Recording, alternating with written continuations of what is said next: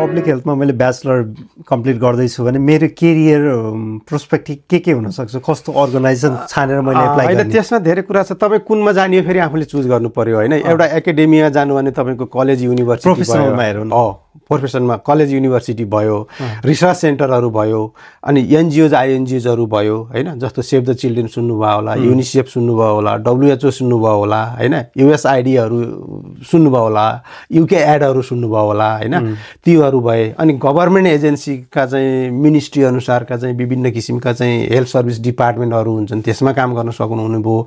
अनि कम्युनिटीमा गएर काम गर्न सक्नुहुने भयो। तपाईँ हेल्थ प्रमोसनमा काम गर्न सक्नुहुने भयो होइन।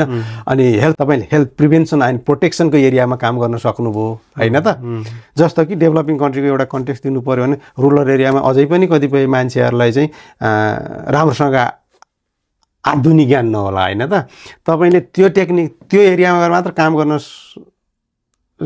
गर्नुभयो र मान्छेलाई अवेर ल्याउन सक्नुभयो भने त धेरै मान्छेको चाहिँ लाइफ चेन्ज हुनसक्छ नि त। एउटा सानो उदाहरण दिएको। त्यो भएर चाहिँ धेरै एरियाहरू छन् तपाईँको एकाडेमिक रिसर्चदेखि लिएर अर्गनाइजेसनदेखि लिएर पोलिसी डेभलपमेन्ट गर्नेदेखि लिएर एनजिओ आइएनजिओजदेखि लिएर अनि मल्टिल्याटरल अर्गनाइजेसनहरूदेखि लिएर धेरै संस्थाहरू छन् पब्लिक हेल्थको कन्टेक्स्टमा। यो वाइडर सब्जेक्ट हो, एकदम मल्टिडिसिप्लिनरी हो होइन। त्यस कारणले गर्दा त चाहिँ न्यारो छैन, एकदमै वाइड छ कि यसको एरिया चाहिँ। नर्मली चाहिँ पब्लिक हेल्थ पढेपछि अब युएनको जबहरू गर्ने भन्ने एउटा प्रोस्पेक्ट छ, एउटा बुझाइ छ होइन। त्योभन्दा बाहेक पनि मात्र होइन, युएनले चाहिँ अब जनस्वास्थ्यको एरियामा थुप्रो काम गरिरहेछ होइन। त्यसलाई चाहिँ धेरै चाहिँ पब्लिक हेल्थका ह्युमन रिसोर्सेसहरू चाहिन्छ भन्ने एउटा कुरा हो होइन। अब अहिले पब्लिक हेल्थ एभ्रिवेयर छ कि होइन। उदाहरणको लागि हामी चाहिँ खानेकुरामै हामी एकदमै धेरै कन्सियस छौँ। त्यो भने के हो त होइन, पब्लिक हेल्थ। हामी डायबिटिसको कुरा गऱ्यौँ, ओहो मेरो त चाहिँ 42-44 mmOL पुगिसकेछ, अब म त चाहिँ प्रीमा पुगेको छु भनेपछि तपाईँ एक्सर्साइज गर्न थाल्नुहुन्छ, तपाईँ टाइममा सुत्न थाल्नुहुन्छ होइन। तपाईँले चाहिँ लाइफस्टाइलमा चेन्ज गर्नु, यो आफ्नो ठाउँमा भयो, द्याट इज पब्लिक हेल्थ के होइन। यो त आफ्नो ठाउँमा भयो, तर एज अ इन्डिभिजुअल जाँदाखेरि मैले केरियरको हिसाबले सोच्दाखेरि चाहिँ युएनहरू त अब ट्रम्पले अहिले फन्ड पनि काटिदियो, यो अर्कै च्याप्टर हुन्छ। तर मैले हेर्दाखेरि अब यो इन्टरनेसनल अर्गनाइजेसन बाहेक अरू एकाडेमिक रिसर्चहरूमा पनि राम्रै प्रोस्पेक्ट छ होइन। एकदमै वेल पेडै छ, वेल पेड नै छ होइन। अनि त्यहाँबाट पछि अरू पर्सपेक्टिभ यो पब्लिक हेल्थ इज एभ्रिवेयर के।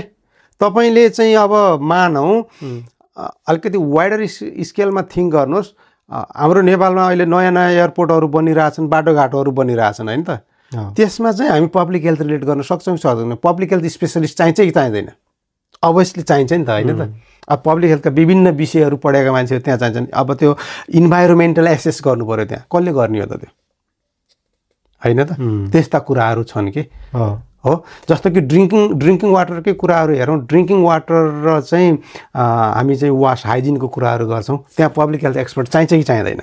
लाइफस्टाइलको कुराहरू होइन। त्यो भएर पब्लिक हेल्थको चाहिँ त्यो डिमान्ड राम्रो छ कि। त्यो मल्टिडिसिप्लिनरी भएर अब विभिन्न सेक्टरका चाहिँ विद्यार्थीहरू आउँछन् हामीसँग। डेन्टिस्टहरू आउँछन्, अप्थल्मोलोजिस्टहरू आउँछन्, अकुपेसनल थेरापिस्टको चाहिँ विद्यार्थीहरू आउँछन् होइन, साइकोलोजीको विद्यार्थीहरू आउँछन्, नर्सिङको आउँछन् होइन।